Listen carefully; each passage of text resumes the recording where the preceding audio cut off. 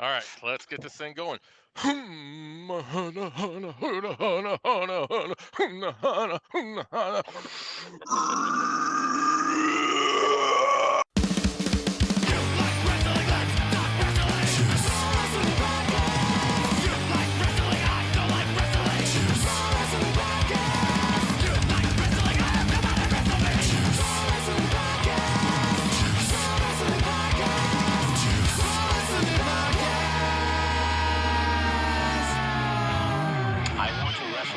So freaking bad. Wrestle me. Welcome, everybody, to Juice Pro Wrestling episode 103. One last caress. That's right, one last caress. The Juice is back in fucking action today after leaving these two bozos to handle fucking everything last week. They did a really good job, though, so I hope you guys fucking enjoyed it. Everybody say what's up to Sreten and Bruiser Bodi. Hi, everybody. Hi, guys. Oh, we're going to have so much fun tonight. I'm so tired. I just had a child, and it's great, and it's exhausting. And, yeah, so that's where I'm at with my life right now. So thank you, everybody. Thank you, guys. I'd like to also send a shout-out to Andre Corbiel and PCO for sending, out there thanks and praises for the birth of my son, Milo. So, ripping into episode 103. Tonight, I was basically going to base it on like two topics because there's a lot going on in the wrestling world and outside the wrestling world. Something I really wanted to talk about, and we'll kind of touch on that first, is the ESPN. It's a 10-part documentary series called The Last Dance about the 97-98 Chicago Bulls. This was it's essentially a doc about Michael Jordan, but it centers really around the whole last team that he had with the Bulls, their last championship. First two episodes debuted Sunday. Jesus Christ, it really took me back. Like, as a Bulls fan, I wasn't the biggest Michael Jordan fan growing up, but I loved watching him. Like, I remember the first three-peat, being a little kid. I had this little fucking painter turtle, and I'd have him out fucking roaming around while I was shooting hoops in this fucking Rubbermaid tub or whatever the hell I had. But dude, I used to love watching those games, and like Horace Grant, John Paxson, and those guys, man. That first three-peat was awesome. And then I remember being a little kid, and when Jordan retired for the first time to go play for the White Sox, and then the Bad News Barons, hoping they would go somewhere without him, and I think I got eliminated by the Knicks. I think it was. Maybe I'm wrong. I don't know. No, I think you're right. I think it was the Knicks.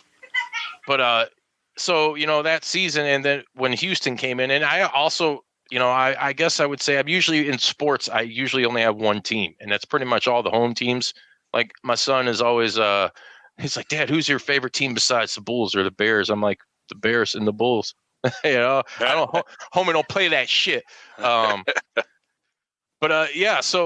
I mean, back then though, I guess I did have another team. I really liked Houston, the Rockets at the time. I had Elijah Watt jersey. They were the team getting it done when MJ was gone. Mm-hmm. And MJ came back, and they had a second three-peat, and it was amazing. And they acquired my favorite NBA player and the guy I modeled my game after when I played, Dennis Rodman. To me, probably the best defender and rebounder the NBA has ever seen, especially in a tough-ass era. I mean, this guy was averaging, 15 to 20 boards a night, and he was very, very fucking unselfish. You say boards or broads? Boards and broads. The broads came out. Broads after the boards, guy. Jordan with the flu. Ooh, ooh, ooh. Had to throw. Yeah. But this guy, I mean, he was just amazing. He had no wherewithal for his body. He was willing to sacrifice his body. I'm sure you guys have all seen, the posters where he's completely fucking like lateral, horizontal, going to grab the ball and shit, and just didn't care, didn't give a shit, and he knew his role, and he got the ball and gave it to fucking Scotty or Jordan or whoever he needed to dish it to. And I remember when they traded Will Perdue back in the day, I remember listening to like The Score. I think it was The Score, Sports Radio Chicago. And I was just thinking in my head, because there was Horace Grant was gone. I was like, they really needed a power forward, in this second run for another title. And And I'm like, man, Rodman, he was with the Spurs at the time. He was one of my favorites. He was one of the original bad boys, with Detroit. I was like, that would be the shit if they got Dennis Rodman. And I came home. I remember it was after school, and I had the score on, and I was listening, and I hear that the Bulls acquired Dennis Rodman in a fucking trade for Will Perdue. I was like, how fucking stupid are the San Antonio Spurs? But at that point, them and Rodman just couldn't get along. Yeah. So, the final piece of the puzzle was there, man. And you had those three studs, Jordan, Pippen, and Rodman. And that's what this doc, the whole team, but it's really centered, I think, around these three core guys. And then at the heart of it, you have in that last year, the management, which I remember back then it pissed me off, just as much as it does now. And you're getting to see more backstage behind the scenes of what was going on. A team that was still winning, still dominating, but you had management saying, all right, we're fucking breaking it up at the end of the year. We don't care if you win 82 games. Yeah, we don't care if you break the all-time winning season record. Yeah. Yeah, it's ridiculous. It's a fucking business for you. It stinks. Yep. But always comes down to the dollar. Yeah. And I've been meaning to tell you guys something, dude. In order for us to get some investors, you're both fired. Oh no! What? You can't fire me because you're fucking fired. I already said it. It's law. Oh yeah, whoever smelt it dealt it. I dealt it. If you weren't talking about the Bulls, I would have fired you an hour ago. Ah, yeah, that's right. You don't like the Bulls. He's a Bullets fan. I am a Bullets fan. I'm a UConn fan too. Damn it! I farted because you're fired. Yeah, it smells like shit. Well, I'm fencing Kennedy McMahon. Damn it! I'm fencing Kennedy McMahon. All I eat is it's BKM to you. BKM the third. All right, now that Sreten successfully derailed there for like 2 seconds. I'm gonna go at it. What? Yeah. What? But anyway, so did you guys both watch this? Yeah. Yes, I did. Yes. What was your guys' take on it, man? We'll start with you, Bodi. Yeah, it took me back, man. It was like a time machine. You're fucking. You're up in Wisconsin. You would think Wisconsin. you'd be a Bucks fan, right? Yeah, you would think so. No, I didn't mind the Bucks at the time, but like I was telling you before we jumped on here, I was actually a Hornets fan because I loved Larry Grandmama Johnson so much. I love watching him play, and then Muggsy Bogues and Kendall Gill, all them dudes, man.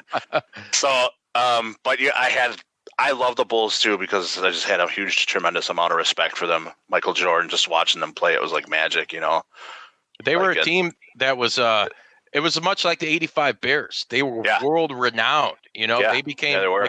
Like I love how in the doc, they kind of compare them to like the Beatles or something. Yeah. They were the Beatles of basketball back then, man. Like you think of the '90s, and I don't care out of anything in pop culture. Like one of the first things I always think of is Chicago Bulls. Yeah, Michael Jordan, Michael Jackson, born in the '90s. Yeah, Yeah, right. Have you ever read Rodman's book? Yeah, I have it. Dude, dude, that book was. I actually did a book report on it, like when I was in grade school.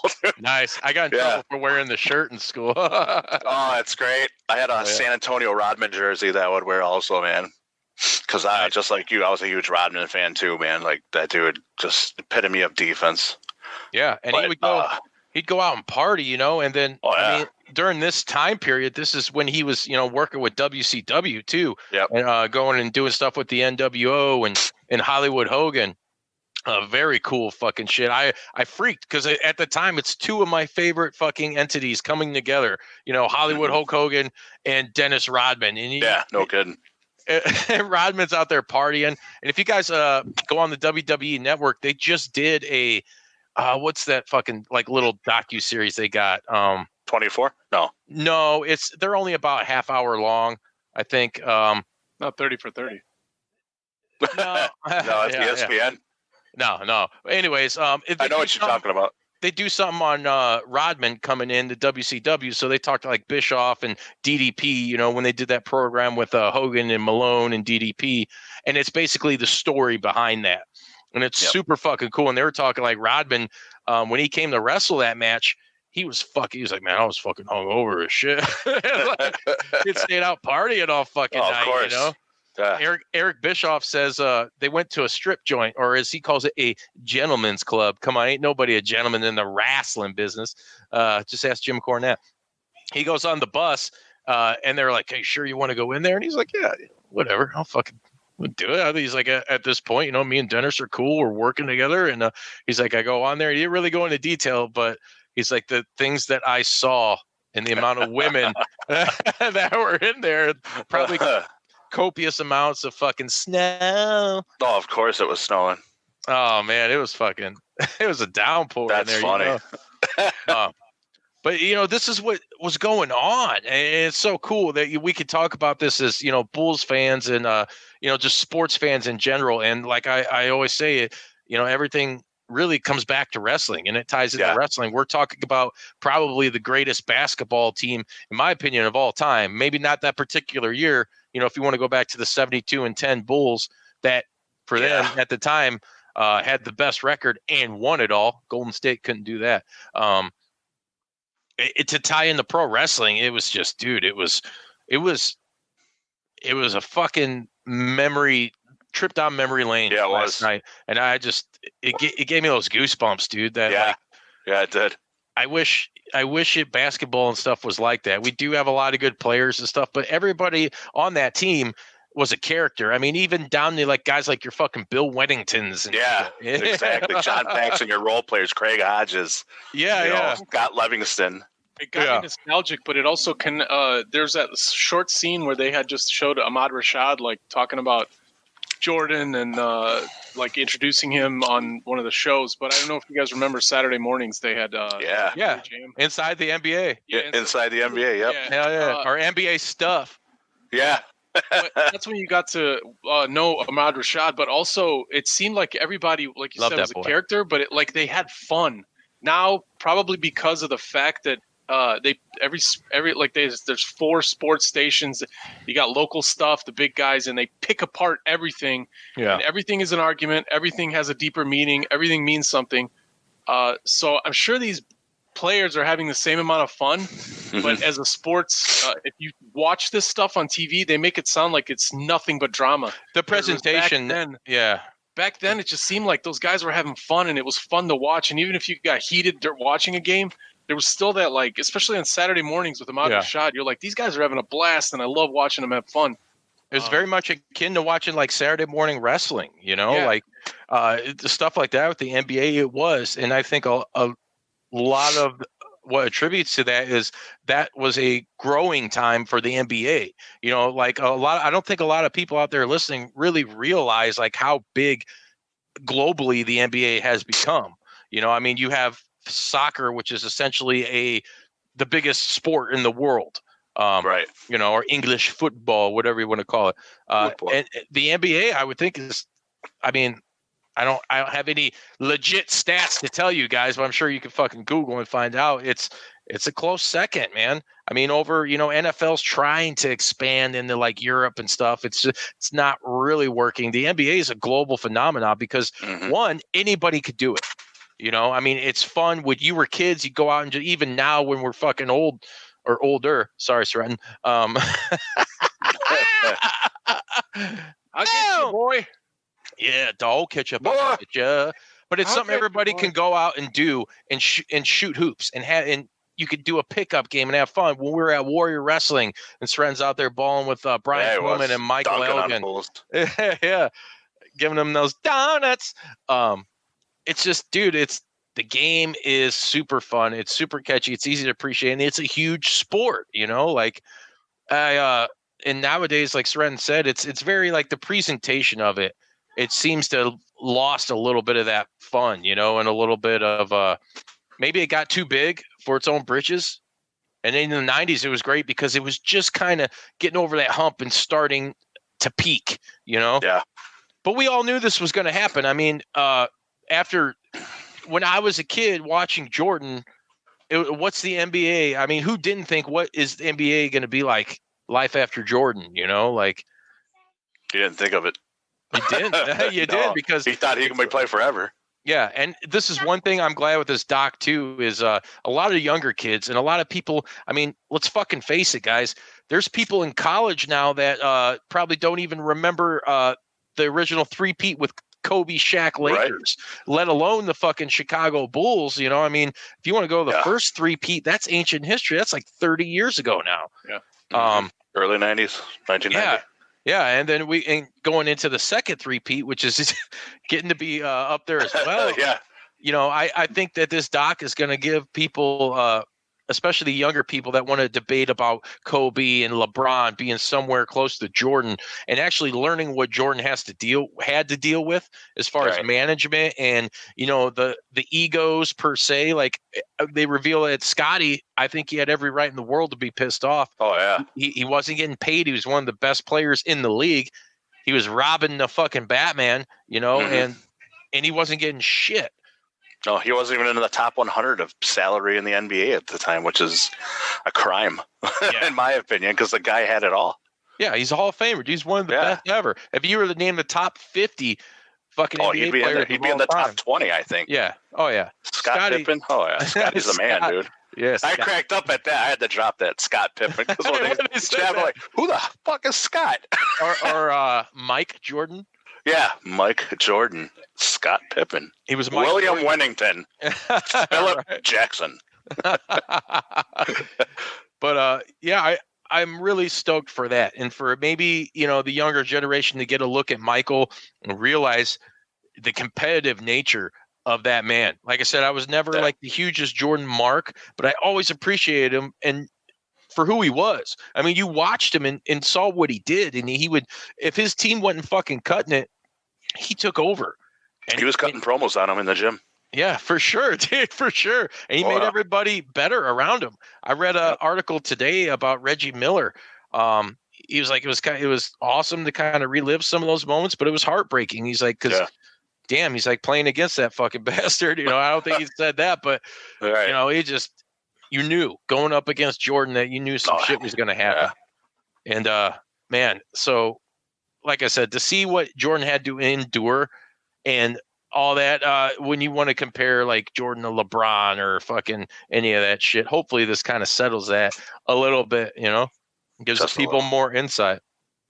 Yeah, he was the man, dude. And you gotta remember back then too, there was really no super teams. Like there was loyalty everywhere in the NBA. Jordan was synonymous with the Bulls, Magic with the Lakers, Bird with the Celtics, Barkley with the Sixers, stuff like that. Until he went to the Suns. Until he went to the Suns, yeah. And then he went to the Rockets. Yeah. But Dominique. You had Dominique, though. Dominique was with the Hawks, and Clyde the Glide was with the old Trailblazers. Who else you got out there? Then he went to the Rockets, too. Stockton and Malone out in Utah. Yeah. And sorry, man, I could keep going because that was that was my heyday of basketball watching, man. It was great, man. 90s basketball is the shit. I'm all about fucking Rick Smits. Dude, Rick Smits, dude. Rick Shits, yeah. Rick Smits. Dude, I was all about the Rain Man, dude. Sean Kemp, Gary Payton out in Seattle just killing it. Dude, my jump Detlef shot. Detlef Schrempf was the shit. Detlef Schrempf. Talking about, he's on fire. Yeah, dude. Nail in the coffin. Yep, he's heating up. He's on fire. Is that the shoes? Yeah. Can't buy a bucket. I used to, a lot of my jump shots were modeled after Sean Kemp. He'd always spread his legs when he'd jump shot. Always. Dude, but don't get in his way when he's driving the lane, man.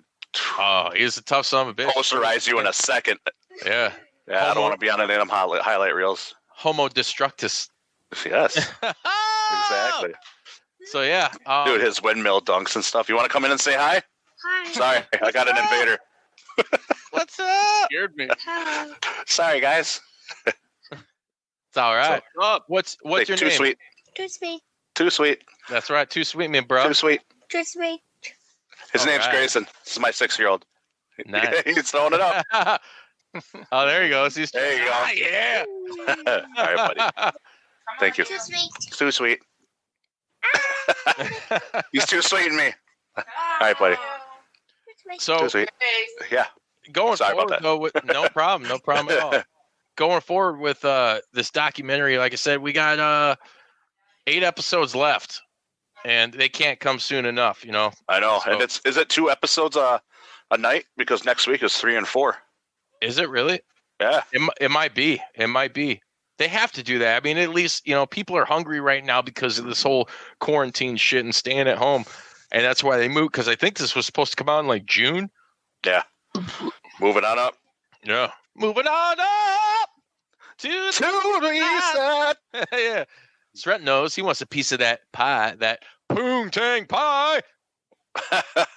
Oh, yeah. Eyebrow raising, trail blazing. Yeah. So, I mean, real quick, let's go around the table real quick. On a scale of 1 to 10, what are you giving this doc? I give it a fucking 10. 10. 10. Dude, no, seriously, 10 for sure, because it's not only the nostalgia factor, but going deep inside of the business and just showing what, the Bulls were all about during that dynasty era, which is probably one of the best dynasties ever. And they recorded, supposedly there's like 10,000 hours worth of footage. Wow. And this shit just sat in a vault for fucking 20 years. Like why? Well, gold mine, dude. Yeah, it is. Mine. Cash in now. Yeah. What'd you think, Sret? I don't want to be like every other show, so I'm not going to give it a rating from 1 to 10. Don't boss me around. I really liked it, though. It made me nostalgic. I actually got emotional at times, not like to cry, but I was like, holy shit, I reconnected with some of that time again. It was great. I was smiling, and then I was also like, man, this was like when I was a kid. This was like so many things have happened in so much time. So many memories. So like, and good memories. Even though like you guys like Rodman, I didn't like Rodman back then. I went up and down with him. I appreciated him a lot more after he retired. But I was a huge Pippen guy. Did you find anything, Justin? Yeah, dude, I liked it a lot. I'm looking forward to the next 8 episodes. I think it's gonna be cool, and I hope they get deeper and deeper. Like, it was funny. They started that one episode with like Pippen's history, and gave him like 10 minutes or 5 minutes, and then they were like, "Never mind, back to Jordan." Yeah. Well, you got to remember though. Like I said, this is essentially a Jordan doc. Yeah, right, it is based around Michael, and there's not really a lot of that, and we're talking about the fucking Babe Ruth of our time. Yeah, and I love how God, who the fuck was it that was on there? Ahmad Rashad. Michael Wilbon. Oh yeah. He's talking, and this is so fucking true. He's like, Jordan is he is Muhammad Ali or a Babe Ruth. That's it. That's it. The only class, well, besides the Hulkster. Sorry, guys. Oh. Yeah, give it to me, brother. He's one of those once in a lifetime talents, as far as an athlete, and not just in his physical demeanor and what he did on the court, but just mentally, like the guy would. I love the story. They're talking about how they're playing the Celtics. He's playing with Danny Ainge. You're playing a game of golf beforehand, and Danny fucking won some money off him, basically schooling Jordan on the course. And Jordan, what did he do? He told him, told somebody on the team, is like, tell Danny I got something for him tomorrow. And then he dropped 63. Disgusting. Or there's that video that's I've seen going around the past year too, where it was an all-star game or something, and they're in the back, and Mutombo's like, he always did that fucking. He's like, you never dunk on me. And Jordan's like, all right. And next thing you know, Jordan's fucking posterizing Dikembe Mutombo, dude. Dude, and he gave him the finger too. He did the finger wave. Dude, he did. Like, got him. And to me, Jordan is a player that is super competitive in nature. And you want to talk about like trash talking? I fucking wish that they had him mic'd up like they do these NFL players. Because you would have heard some dastardly fucking shit. You want to talk about wrestling, cutting promos and shit? Jordan was. He had you. He was. He's telling you, you're my bitch. I'm gonna make you my bitch tonight. Yeah, he was giving him Jordan 316 back then. Oh, it's also awesome. You guys were saying earlier, because it was weird. You heard a couple of the dudes use the word fuck or different cuss words and stuff. And it feels like when I first started watching like like Hannibal TV or whatever, and these guys are like breaking kayfabe and explaining things like deep down backyard story, like back behind the scenes stories. That's what this feels like too. So it's super interesting to hear it from Jordan's mouth, whether his perception is like skewed or not. It really humanizes them. You know, it makes them feel like when I listen to Stone Cold's podcast for the first time, it's like I want to hang out with that motherfucker. You know, like exactly. I love that one scene when he was talking about one of his first games, and they said he couldn't play or something, and he goes, "And that night I went ballistic." Yeah, and I was like, ballistic. And like I said, this is what's for the young people out there watching this that are really getting a taste of fucking Jordan, other than people just telling them or watching some fucking YouTube bullshit highlight.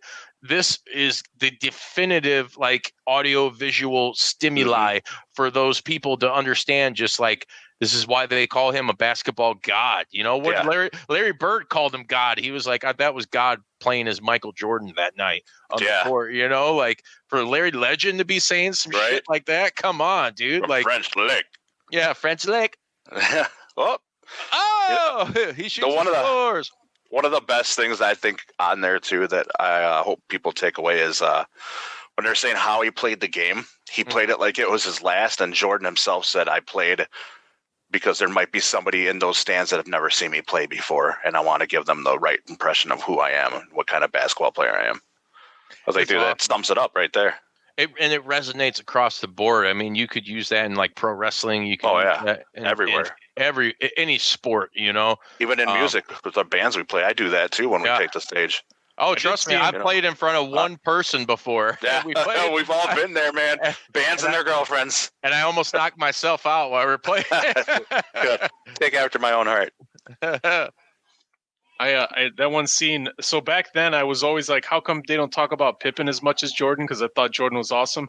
And I got that same feeling for a second when they had that one scene where he comes out of the locker room and there's like a little kid. Hey, Mike. And he hands him the magazine and his marker. And Jordan does the signature and everything and never looks at the kid once.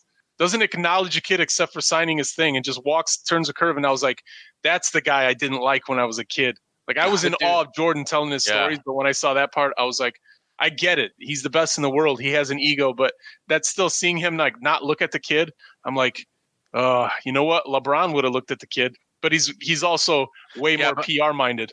He is, but I also think too, LeBron isn't as big as Michael Jordan. You got to think that's like judging. And I know Michael Jackson was a weird motherfucker, but he was so fucking famous that, I mean, we haven't lived in these people's shoes. You know what I'm saying? Like, think of how you would react. I know it would bother me, and you would want to get you would want to do everybody's signature and all that. But there becomes a time where, if you guys saw that scene when they were in Paris, and the guy just comes up to Jordan, he's like, "Have your armband," and he's pretty much just taking it off Jordan's arm. Yeah. Jordan's just like barely looks at him and just gives it to him, like, and kind of like, I just want to get the fuck out of here. Right. You know, I mean, you can't fault somebody for that. Yeah. That's that's what happens when you become that celebrity. But, it becomes something that you expect all the time too. So it's like monotonous to you. Like, it's like, you're just waiting for the next one, you know, like, those next level famous people. Yeah. I think people acted way more aggressively, you think, because you got a lot more access. You see them like somebody like LeBron or any kind of singer. Like you see the footage of how people reacted to Jordan, Michael Jackson, the Beatles when they first started using television, and you actually see these people. Elvis, K-pop, K-pop, Korean pop. You don't know about that? Yeah, it's like nuts. I know Korean barbecue. Oh, now you're talking. Yeah. But it was cool. I'm looking forward to the another 8 episodes. Yeah. And earlier I was trying to set you guys up, Sreten, you kind of derailed it when I was trying to do the 1 out of 10, because I would give it a 23. Oh, I like that. Good job. Lil E's over here shaking her head like you're a fucking dork. Got him. No. Now that we got that out of the way, let's break into some fucking juicy shit going on in the professional wrestling world. We all know what COVID-19 and everything has done to everybody. It's really, really starting to hit the world's biggest wrestling promotion. Last week we saw WWE cut not just talent, but guys, backstage people. We're talking about like coaches, guys who fucking organize the matches, and everybody behind the scenes. I'm gonna give you guys a list. We're gonna go down that list, and just kind of quickly with each person, give a where do you think they'll maybe end up, and just kind of like, did it shock you? And you don't even really have to do that. I'm just gonna kind of go in the list. We'll have a minute or so to talk about everybody. Cool. Because I thought this was some big news coming out of the week before was the Revival finally getting their fucking release. And where would you? And here's the weird thing, because if this shit happened and I think I tweeted this. If you guys follow at JPW Podcast on Twitter, this would be such a great, this would be a great time if this whole shit wasn't going on. If all these people who got cut, that's great. I'm happy for these men and women because they can go somewhere else and apply their trade. Where right now there's this uncertainty, and maybe even with companies too, because do they want to go out and sign these people if they're not really doing much? AEW is still running on a closed set, but it's a very touchy subject. It sucks for a lot of these people. But like I said, had this just been normal life like we were used to, this would have been a huge, huge opportunity for a lot of these men and women. And it still may be. Only time will tell. But real quick, let's just fucking, I'm going to tear into this. I got the list right here. Cool. The first person, and I thought this was, I was blown away. I knew this guy had asked for his release some time ago, and it's just, I'm glad he got it. I don't want to, keep repeating myself. But Rusev Machka. Fucking Rusev Utria. Rusev Machka. I love his theme music, dude. It's got that old school feel. Dude, old school heel feel. Reminds me of Nikolai. Yeah, for sure. Nikolai and the Sheik, man. How shitty is it to essentially push his no really talent having fucking wife? I'm sorry. She's a face. She's a pretty girl if you think she's fucking pretty to look at. That's it. That's fucking it. It goes back to the days of the fucking diva. She's, I guess, decent for a manager. I don't know. I just wasn't into her. And it's a shame that she got the push over a guy like Rusev. And then they're married. They're married in real life. And this, like, for Vince and Co. to kind of split that up and put her with Lashley, and a weird scenario that didn't rub anybody right, Right. So it's going to be kind of weird that Rusev's gone and his wife is still in WWE, which, there are couples like that, right, that are elsewhere, and they're significant others in WWE, and it works. We'll see. We all know what happened when Benoit got fucking scripted to go with another man's wife. Whoops. Kayfabe got broken. But yeah, what's your guys' take on Rusev? Where do you think he'll end up? JR already said that he would be wonderful if he came to AEW. Who's JR? I don't know, the barbecue guy, the announcer. Did he really say that? Jim Ross? Yeah. I didn't see that. It's because I'm like way more informed than you, bro. He is too. Whatever. Go fly a fucking bomber. I'm ready. If a bomber shows up in my yard, I'm ready. Yeah. Yeah, that was I was surprised. I know he asked for it, but I was just kind of surprised that they released him, but good for him, go somewhere else. Yeah, do your thing. He's a good talent. He was one of the top talents, and he kind of got fucked. Yeah, he's got charisma, man. The Rusev Day stuff was gold. Yeah, and dude, they never struck while the iron was hot on that. Never. But I can see him being in like NWA or AEW or something like that. I don't know what NWA is going to be doing. Who knows? Kind of way behind on that too, still. But that would be my probably best choices. I think if you Well, so I don't know if you agree with this, but I think with the NWA, Bodi said like he hasn't been caught up. I think the way that they have it laid out in the storylines, the way stuff is going, you can kind of catch. You don't have to like watch the other ones to catch up on storyline stuff. It's pretty. You can watch episode to episode and just jump in at any time. So I feel like that. I don't know if you agree or disagree. I agree with that, because when you're watching it, they fucking go back so much during the episode. They'll tell you what happened last week like 4 fucking times. I love NWA Power, but I was kind of glad to get a little bit of a break, because I'm like, between that and that fucking weird ass girl that was with God, what's his name? He's with Tom Latimer. That Camille. No, not Camille. Not Camille. Tom Latimer's tag team partner. What's that guy's name? Yeah, I know. You know what I'm saying? But the girl that he's with, and she just kind of got like this, right? Fucking weird look on her face, and dude, they gave her like this. And hey, man, I'm not sorry. I'm not gonna fucking apologize. And they gave her this little thing where she was talking about, I don't know, it was a skit. They gave her this shitty skit, like her diary or whatever, May's diary or I didn't even see that. It was like, damn it, dude, I don't want to see that shit. Give me the fucking commercials, like the Tim and Eric-esque fucking goofy commercials, and don't make them about Nikita Koloff's fucking Jesus camp, Right. Yeah, no kidding. But yeah, next guy on my list, Rockstar Spud, a.k.a. Drake Maverick, the guy who peed himself on live TV because the prop wouldn't work. So, Yeah, you got to do what you got to do. Yeah, maybe he'll go back to the UK. I don't know what his go back to Impact as Rockstar Spud. He probably will. But who knows? He's another guy that I could probably see AEW maybe swooping up. Never know. He's actually pretty good in in the ring and what he does. Yeah. At least I think he is. But he's supposed to be on like Raw tonight. He's supposed to still be in that Cruiserweight but Cruiserweight tournament that they have going on. So yeah. Fuck him. I don't know who he is. Yes. He did release a video. He was all teared up, and that sucks. I mean, it's a job. I get that. Character-wise, so it's like they weren't doing anything with him. I don't know why. I don't know why they signed him. To be honest with you, they didn't.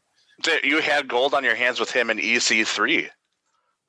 You just got both of them from Impact. You could have done something with that, and you just kind of like, yeah. It's whatever. Yeah, just shit the bed all over that one. Here's another one that kind of surprised me, even though I know these guys much the same to like the Revival and Rusev asked for their release. Yep. A little while back was Luke Gallows and Carl Anderson, dude. The OC. The OC is no more, and I'm kind of glad because that was a fucking damn. It just made me think of that goddamn TV show, The OC. It's the dumbest. They could have came up with a better name. Yeah, and the only club, the original club, whatever that meant. AJ Styles wasn't an original fucking member of Bullet Club. You could have called it 100 different things, and it would have been better. But hey, I'll tell you right here and now where those motherfuckers need to go back to New Japan. Yeah, and get Bullet the old school Bullet Club, dude.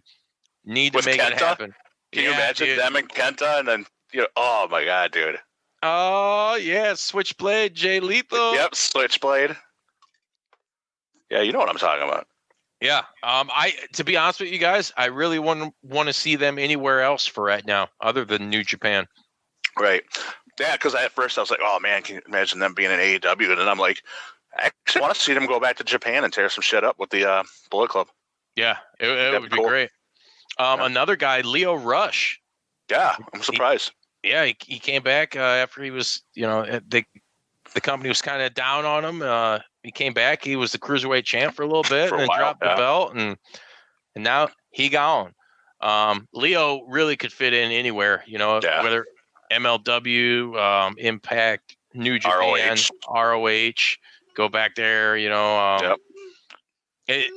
AEW, he'll be fine anywhere he goes. So we'll be seeing you, Leo, or maybe not.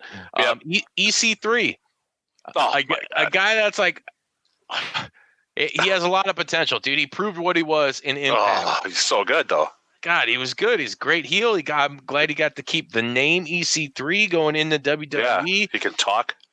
It was just weird that they signed him. I was like, they didn't want to acknowledge anything really from TNA. They started to once they became Impact and everything, and because Vince considers TNA a dead brand, it's the only reason why they do business together now, because Jeff Jarrett's under contract, AJ, Sting, all those big TNA guys. But they had one of TNA's best original produced talents. He was kind of like WCW's Goldberg as far as character wise. Like that was homegrown talent that really struck a chord with people, and they just didn't do shit with him. Didn't do a goddamn thing with EC3. That's a crime. It is. So it'll be interesting to see where he winds up. I wouldn't mind seeing him back in Impact. And a lot of these guys too that maybe have been somewhere before, like say an EC3 that has been in Impact, I wouldn't mind them, maybe going there for a short stint and then doing something else. It's like they don't necessarily have to stay there. I mean, it would be cool to see him go to AEW and do all this other shit. I would like to see EC3 go there. Oh yeah, to AEW.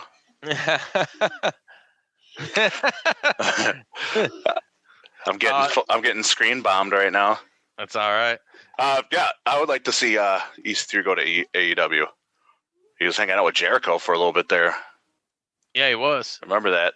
It'll probably happen. Yeah, I personally I love EC3. He's got the look. He can talk.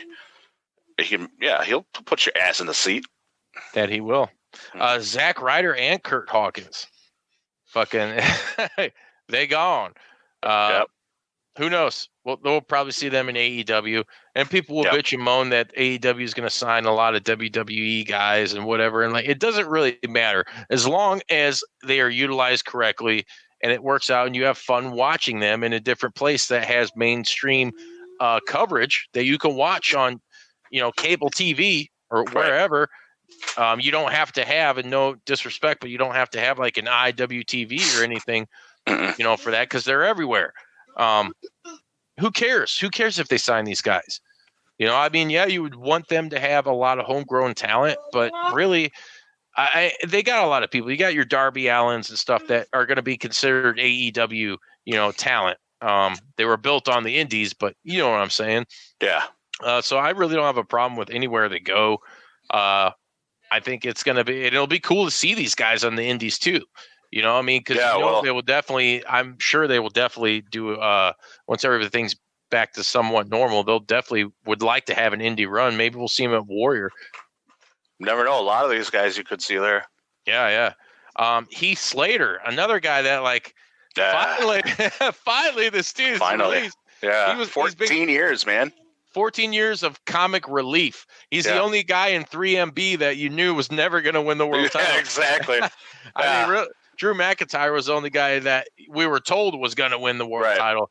Jinder Mahal was the champion we all didn't know we needed.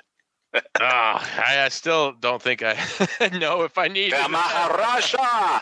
Oh, God. So I don't really have much to say about Heath Slater. Right. I don't know. But dude, did you see his new shirt, though, on Pro Wrestling Tees?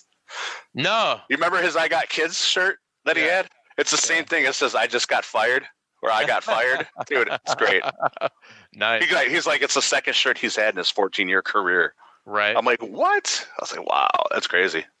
I'm sure he'll do all right. He'll do. A lot of these guys will do fine for themselves. Yeah. Another guy that will do fine for himself, Eric Young.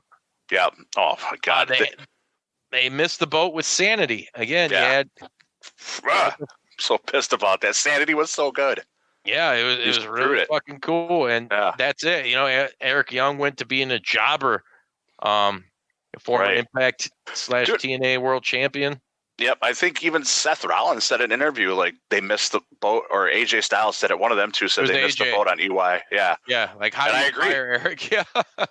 Like, EY is such a great talent. Like, how do you drop the ball with him? Like, oh, my God. Yeah, so, we'll probably see him back. I'd like to see him back in Impact. A lot of these guys that did, I would like to see him. I'm surprised, like, Bobby Roode didn't get fired. Where's he been, Oh, yeah. Last I heard, he was nursing an injury. Well, who knows? Who knows? Aiden English husband, I believe he's still married to Shaul Guerrero, Eddie Guerrero's daughter.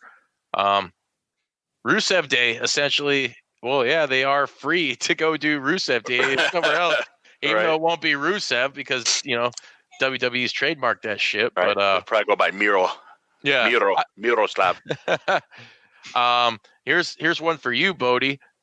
One that I know you'll get all razzmatazz about Sarah Logan. Yeah, I know, dude. You know about us. Dude, that was like my huge one. Crazy Mary Dobson from the Indies, man. And when I think she was in one of the Mae Young Classics, and then she got signed, and I was like going nuts. Like, hell yeah! Like, you guys just scooped up, a vicious talent. And then they had the Riot Squad, and I was like, dude, this is good. This is such good shit. Smells like it's great. Oh, it smells great. Smells like my underwear. Yeah, smells great. But yeah, then I saw that they released her. Part of me was like, oh, it sucks because you just dropped the ball on probably one of the great female wrestlers you have. Oh yeah. And then, but I'm glad that they got rid of her, or she got put on waivers. Yeah. So she can go do her thing somewhere else, man. I'd love to see her in actually AEW. Not saying that because I'm a huge AEW Marksky, but yeah, you are. No, for real though. I think she would do awesome there. Another person who's free to go do what they want, especially after the mechanical spider failure. Jesus Christ, Eric Rowan. Yep. So the Wyatt family is gone, except for obviously Bray and Braun Strowman. Who knows? Who knows where he'll go? He'll do fine. Maybe he'll go fucking open up a metal record store or some shit. Yeah. He'll become a dark order crony under a mask. They'll never know who he is. Yeah. I don't know how I would feel about that. I don't know. Like, I would be like, I'd be like, damn it. I think he could go somewhere else and be a great big man. Like, even just the Indies, Indies, Japan. MLD, Japan, MLW maybe. Yeah. Oh, for sure. I think he could do some damage.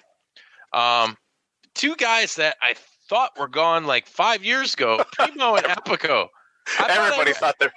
Yeah, and I thought, I swear, I feel like I'm having a deja vu because I feel like this happened a couple years ago where I heard that they got fired, and I was like, wait a minute, I never see them on TV. Like, they're still around. Right? I did too. I did like a triple take. I'm like, weren't these dudes gone 3-4 years ago? Dude, they were lingering like some fucking dingleberries, man. Yeah, and, the Los Matadores. Yeah, but now they gone. So maybe they'll go to Puerto Rico or Puerto Rican. Yeah, they could go down there. Yeah. Who knows? Who knows where they'll end up? Too bad there ain't a Lucha Underground anymore. I feel like those guys could probably thrive somewhere like that. They should go to AAA. I bet you they can go to AAA and clean house. Mike and Maria Kanellis. Yeah, good. Mike Kanellis, who just came back. I know Maria just had their second kid. And then they said, fuck you, you're fired. Be gone. Yeah. Maybe but they asked for the release not too long ago too, though. I knew Mike did. Yeah. I didn't know they did collectively. But once again, I think WWE was just in, rush mode once AEW was kind of rumored to come around. They wanted to sign everybody they could. Yeah. So who knows? Maybe we'll get Impact wherever. They can go back to ROH. Right. Just please don't bring back that theme song. Yeah, no way. Greatest love. It was the worst, dude. Yeah, like he took her last name. Like, come on. Like, hashtag neutered. Right? Yeah. Hashtag this is not Mike Bennett. All right. If you think that's sexist, I don't care. Fuck you. No way, Jose. Another guy that just he take that. No, wait. Jose. No. He take the conga line all the way to the unemployment line. They get that unemployment line, and people are just start doing like. Right. Oh man, I could never get behind him. Like, not even in the conga line to have some fun. Like, no. To me, he was more of an ethnic version of Adam Rose or something like that. Yeah. Adam Rose after he was Kruger. Yeah. Deonna Purrazzo. Oh man. Was she NXT? Yeah. NXT, she's kind of like where Chelsea Green is, like kind of that like up and coming, like mid tier, like typical like, all right, this is what we have on our hands type of thing. So slow build for like 3 years. Yeah, kind of.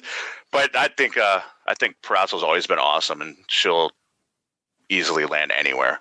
Yeah, easily approach. A little easy E for you. Spit. Here's a huge one. I guess it's not really that huge. A WWE Hall of Famer, Kurt Angle. Yeah. They let Kurt go. They said, hey, man, we ain't going to give you – I don't know if he was on a Legends deal. I don't know what his fucking deal was. He did do a couple of matches.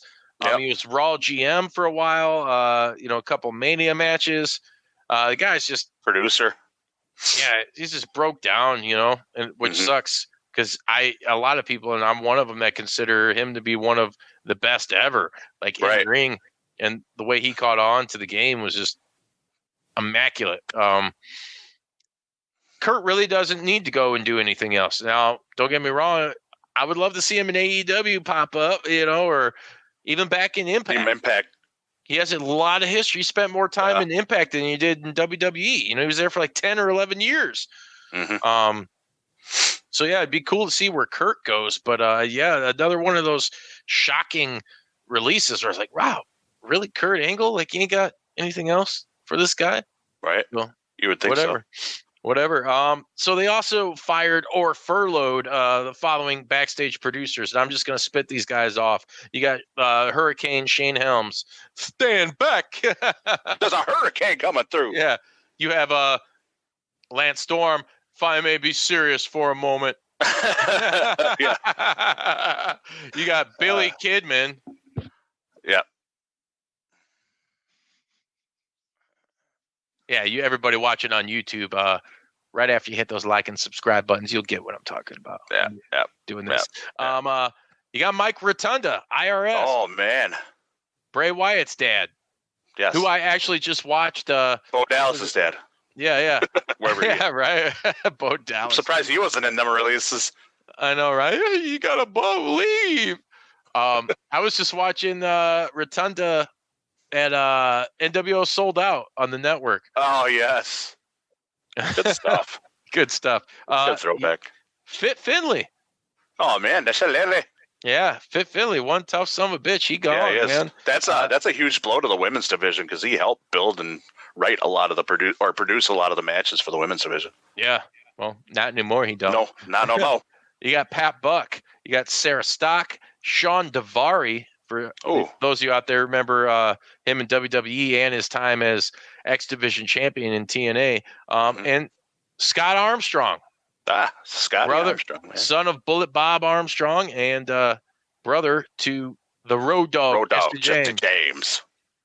And then you got a bunch of talent that was, developmental. I'm not really going to go through this list because I don't know too many of them. Like there was a guy named Mars Wang. Oh, I know him. Shut the fuck up, Sreten. You don't know shit. Mars Wang? Yeah. Man, I know his Wang. Yeah. Mars Wang. He's looking for some Martian Wang. Yeah, I'm just not even going to bother with this list.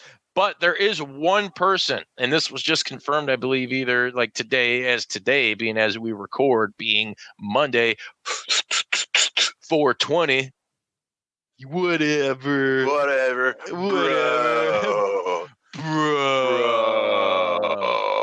Bro. As 420, bro.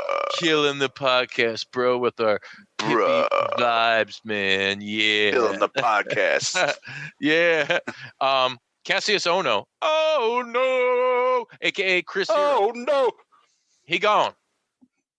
I'm surprised they kept him as long as they did. I mean, Vince made him put a fucking jersey on because of he was so out of shape looking. True. I remember I seen him in that jersey. I'm like, you got anything in extra medium? Oh, yeah. You don't want to, you don't want that. No. But yeah, that's pretty much the list. From what I know so far, I'm sure there's going to be more to come. Right. I also heard that the meeting, between Vince and everybody it was only like 5 minutes long, like They're making cuts because of this whole COVID-19 situation. And another thing I'd like to talk about real quick, the XFL failing, not necessarily this time by their own hands. Due to this virus, they ceased operations. We, everybody kind of figured, or at least I figured it was like, well, once everything goes back to normal, or, there's still going to be a company. Now we find out that they filed for bankruptcy. Vince has lost a lot of money. WWE actually, yes, was a percentage investor in the XFL. I mean, let's face it, how could they fucking not be? Right. So they lost a lot of money there. Vince lost a lot of money. I believe I saw something saying they were for sale. Yeah. I don't know how true that is. So don't quote me, boy, because I only said a little bit of shit. I ain't said shit. Yeah. I've seen that too. It sucks. I'll be honest, I didn't watch it religiously. I caught a couple games here and there, and I thought he's like, I'll watch every second. I did. I watched every game. Well, I mean, I thought it was cool. I thought they did it right this time around. Yeah. It was presented more sport-like and not just some fucking cheesy sideshow attraction. It wasn't gimmicky. No, They had actual rule changes to make the game safer. Safer, better, Funner. faster. Yeah. And it could have been a breeding ground. Wetter. Stronger, faster, wetter. Better, wetter. Bigger, wetter, better. Ooh. Yeah. Hell yeah. I thought it could have been a legit breeding ground for NFL stars. Yeah, for sure. A little bit of the bubbly. Well, I'm glad you said that because, man, there's been a ton of people from the XFL have gotten picked up by other teams in the NFL. Lots of people. You really like me? Oh, go at it, brother. You want to go at it, brother? Oh, imagine I'm in the middle. Oh, yeah, I'm in the middle of a pickup truck right now. Oh, yeah. Oh, they call this skiing. Oh, yeah. Where's your trucker hat? Now, you guys listening on iTunes and Stitcher and Spotify and all that, you couldn't see that, but if you go to jpdub.com, you can see what I just did with this old school WCW Big Show action figure. Yeah. Well, he can jog slow. So, Sreten, what's your thoughts on this whole XFL debacle, man? I think they might have been successful if they'd been given even one season. It's kind of a shame. Like, yeah. It's a victim of the whole situation. Like, I think all the gimmicky shit that was going on back in the day, and gimmicky shit went a long way. There was a lot of cheesy stuff back in the 90s, the 2000s. This was actually, it could have been a legit smaller alternative to the NFL and to keep people's appetites wet during the NFL offseason. So yeah. I didn't watch any of it, but from the commentary I heard, everybody was like, if they gave it a chance, it was good. Some people just didn't want to give it a chance. But if they did, they said there was some things that they were doing that NFL needs to do right away too. So I'm sure they'll take something from it, like they did before. But yeah, it sucks. It sucks to see that. It sucks, man. I think they had a few seasons in them. I really do. At least. Because if you think about it, coming out of college, you got guys who didn't get drafted that are good enough. Well, this is the thing. They can't make the team, Exactly, and that's a great point because it's not only, look at a breeding ground for the NFL, but it's like look at the opportunity for players and maybe even office people, personnel, whether it's coaches or managers, any of that, to kind of maybe cut their teeth. And still, the guys that, like you're saying, that couldn't make it in the NFL, at least at that point in time, or college or whatever, they could have went there and got a taste of professional football. Like PJ Walker, he dominated down there, and he got picked up. He was one of the first guys that got picked up. Yeah. So yeah, it's kind of sad, but they didn't. They were airing on like ESPN and Fox, but here's the thing: they weren't paying them. ESPN and Fox on them. They weren't. I think it was like somewhere down the line, had they been somewhat successful and continued, they would have been getting some sort of revenue stream from these cable companies, but they weren't right now. So that's another huge thing where Vince just flooded $200 million or whatever it was into this company, and shaky. For them to fail again, but not by their own hand, it really sucks, man. It does. like I said, I was a huge fan, man. I loved it. You got to see guys play their asses off that, are vying for a shot in the NFL or just playing to play because they love the game. Like the dude that had 42 surgeries or whatever. The guy that came back, like he hurt his back. He had surgery on his back, like 3 on his knees and stuff like that. He's like, I'm here to play the game because I love the game. Yeah. He's like, I want to get concussed again. I want to get kicked in the grapefruits. I'll tell you what. Kick me in the Jimmy. Kick it. Just kick it. It's like kicking a steel guardrail. Yeah, like kicking Joey Ryan in the dick. It's going to hurt your toe. Oh, man, that's going to hurt. We also don't know. NFL, football in general is going to change pretty drastically on a professional level in the next 10 years because it's already changed in the last 3 years a lot just to avoid contact. And it is a contact sport. So who knows? Maybe even with constant rule changing as a society, people being like, hey, don't let these grown men like willingly cause themselves CTE and all the repercussions of that. So it might only had like 5 seasons anyways. Who knows? But at least they were headed in the right direction. So it's a shame for that reason. Yeah. I mean, you bring up. I'll get into pro wrestling. Right. You brought up a great point about that though, with the NFL getting different. I guarantee that you'll see within the next maybe 3 or 4 years, they adopt that kickoff style. Oh yeah, it was exciting. I think it was better than the kickoff they have now. Personally, I also like all the extra point options they had. I agree. Remind me of the old Rock and Jock B-ball jams back in the day, dude. Yeah, 20-pointer. Yeah, 20-pointer Rock and Jock, dude. Hell yeah, Rock and Jock, dude. Marky Mark for 30. Yep, for 30 from half court. The double bucket on top of the regular bucket. Right. Magic with the HIV. Oh, damn it. I'm sorry. I'll avoid that one. It's all right. Sreten can edit that one out. Right. Or can he? There is no way. Fuck it. Dork comedy. Anyways. I like so I pretty much tap. What about you guys? Snoogans. I've been catching up the last couple days on the Dark Side of the Ring stuff. I watched a few of the older ones. I'm caught up on that. And God, they're pretty great. I'm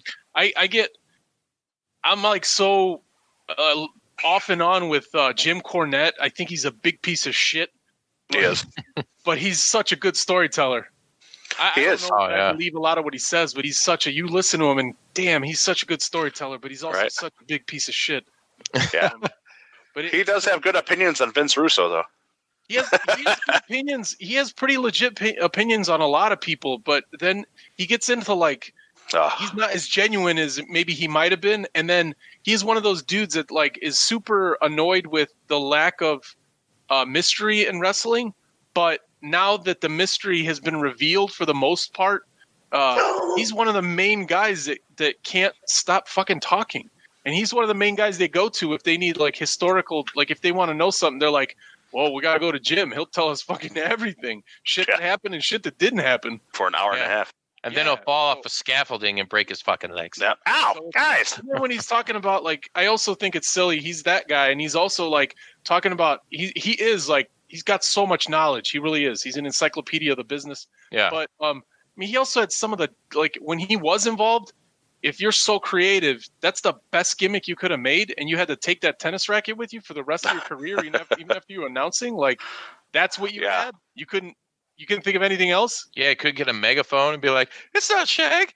It's a Jimmy Hart mouth and South haircut. It's not a mullet. That megaphone was awesome. Yeah. I liked it. Dark Side of the Ring, though, man. So this week they're getting ready to do the story on Don Muraco, which I'm super stoked for. He's another guy that I think that had ties or some to the mob, or what was some kind of Canadian mafia or some shit. Oh, that's Dino Bravo. Dino Bravo. I'm sorry. What is it? Dino Bravo. Yeah. He did have ties to the Canadian mafia. This is going to be Quebec, I think. Yeah, it's going to be something really super awesome to explore. In this format, in the format they do. I thought they did a really great job with the last one, the Superfly Jimmy Snuka. That was a good one. It was really good, really horrible story, and it makes you hey, brother. It makes you think, what a piece of fucking shit Jimmy Snuka was. Right. I mean, it's, am I casting judgment and I wasn't there. Maybe a little, yes. I like to be balanced in my opinions on shit like that, so it's kind of hard. But I mean, the evidence. Come on, it's pretty fucking clear. And when the guy was that juiced, Yeah. Look at Benoit. Look at Benoit, dude. I mean, doing tons of fucking lay me down some rails, boys. Yep. Doing all kinds of fucking cocaine and I'm sorry, dude. It was everybody Drinking. like it was juicing, drinking, and fucking doing juicing, drinking, snorting. Yeah. Head flying headbutts. And telling all kinds of lies. I mean, it's a recipe. Tell me no lies. It's a fucking recipe for catastrophe and tragedy, man. And it sucks because I like that super fly. Dude, the music, the theme song was dope. Super fly. It reminded me of like some Miami Vice, you're Right? Celebration Station, you're shooting this Spud McKenzie's up the fucking race with the water thing, and they'd be like, super fly. Reminded me of an alternate version of the Chicago Bulls theme song. Yeah, right. I fucking love that song, dude. Hell yeah. Dude, yes. Yeah, so kudos to Dark Side of the Ring, man. I can't wait to watch it.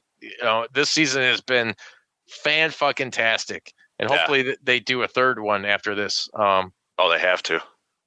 There's no wrestling really going on anymore. And I'm going to be honest with all you guys. I'm getting pretty fucking tired of the no audience shit.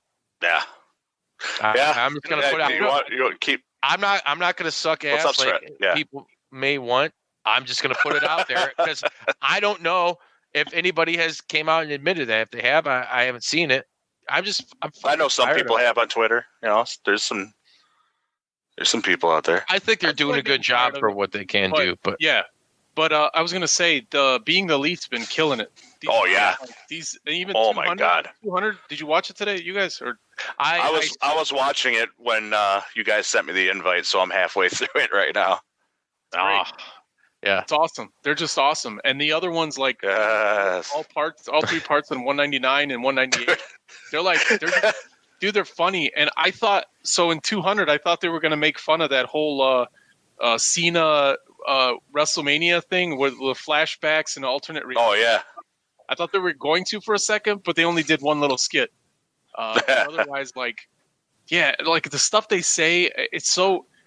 As a guy that doesn't know that much in-depth wrestling history behind the scenes stuff, some of the stuff they do goes over my head, but I enjoy all of it. And then, the referee in episode 200 is awesome. It was the little bits they did and spots were awesome. People filming, all the camera guys, whether they were in shape or not, unless they didn't see it right. Brendan Cutler's in good shape. He didn't have a shirt on, and then they cut he was in the background filming. But there was some other dude that I swear was a little bit better shaped than fat ass Massa, and he was just fucking recording. It was just you watch that shit, dude, and you're just smiling the whole time. And then they do a 7-minute montage of the last 100 and probably 95 episodes, little a little vignette and stuff. And that's when you're like, holy shit, this is a big deal. These guys been at it for a while, and they went from Road Dogs to fucking AEW, and it's they didn't get a year before all this quarantine stuff happened. I agree with you, Wallace. I'm getting tired of the empty stadiums too, but they're still. I don't know what they're gonna do. They're so good at the entertainment side of thing. I foresee them pivoting and doing a lot more BTE style stuff because it's fun and it's funny. Yeah. Why not do it for a month or two until they're You got the Hardy compound too. You can do it. Yeah. Oh yeah. There's all kinds of shit they can do, and I'm more excited for that than I think a WWE production like that would be. It is what it is. Maybe going back to a Lucha Underground style of storytelling. That wasn't bad stuff, man. I love Lucha Underground. I've been watching it again via Tubi, and it's great, man. I think one of these days here sooner rather than later, we're gonna have to do a catch up, kind of a reminiscing episode, because Lucha Underground influenced a lot of wrestling today. And if you look at so many guys came out of there, season guys 4, and girls, sorry. Yeah, season 4. Just alone, last couple of matches I was watching, it's Sammy Guevara, Sammy Callahan, Killer Cross, Brian Taya Cage, was he Valkyrie. still there? Luchasaurus, I know was. Luchasaurus. 4 years. Four. Seasons? There's four Ricochet. seasons. Yep. Well, he might have been gone by Joey season Ryan. 4. Prince Puma. Yeah. Ricochet. Yeah, Joey Ryan. Mm-hmm. Pentagon. Oh, yeah, Phoenix, Pentagon. Yeah.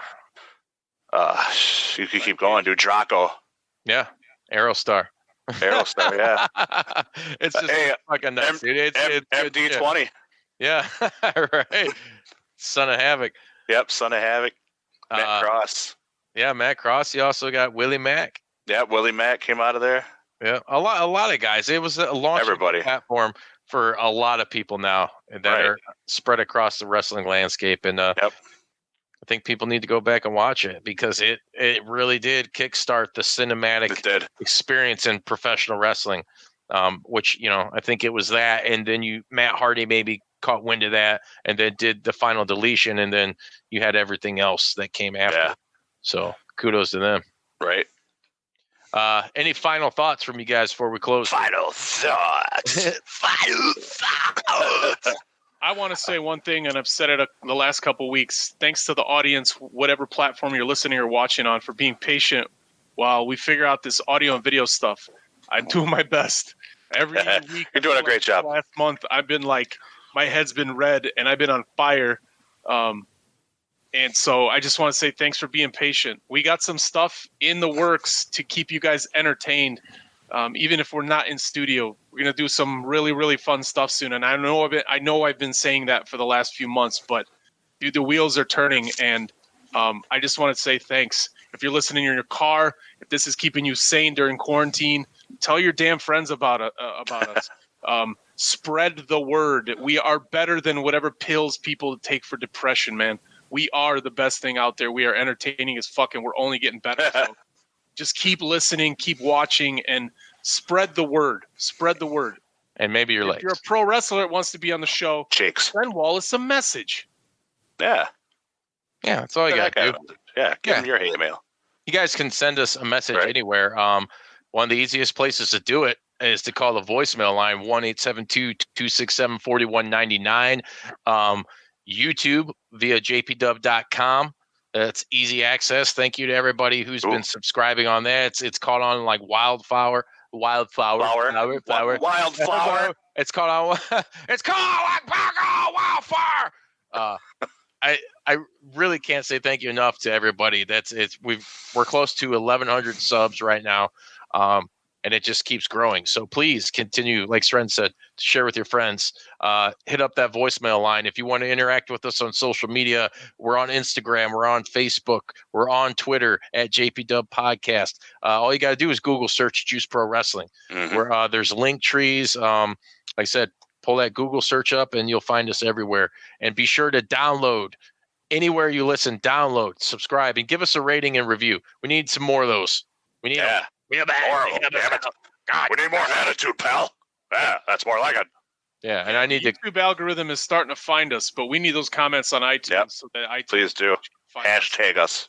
Yeah, it's crazy. I got a clip I posted of Bestia 666 or 666 and Mance Warner at MLW. I was looking the other day and I was like, Jesus Christ, it's got like 350,000 views. It's just like a 20-second clip. And there's like almost 5,000 likes and like 1,000. There you go. I'm like, all right, it's cool. And there's a lot of people talking on there and interacting. And that's what we're looking for, and if you guys get tired of same old shit and boring podcasts. Same old shit. Same old shit. And you want to hear something fun and listen to people that are, could be your homies. We could be sitting next to you sharing a beer. Oh, hell yeah. Or maybe getting a little lit, man. And just having a good time and talking. And I had a great time with you guys tonight talking. I feel like we covered a lot of good shit. Got to talk about the Chicago Bulls, one of my favorites. One of my passions as a kid was the Chicago Bulls, and it does tie in the wrestling. So until next time, for Bruiser Bodi, for Sreten the Savage, this is the Juice telling you to wet 'em up. Wet 'em up, wet 'em up, wet 'em up, wet them up. Get the fuck out of here and go subscribe.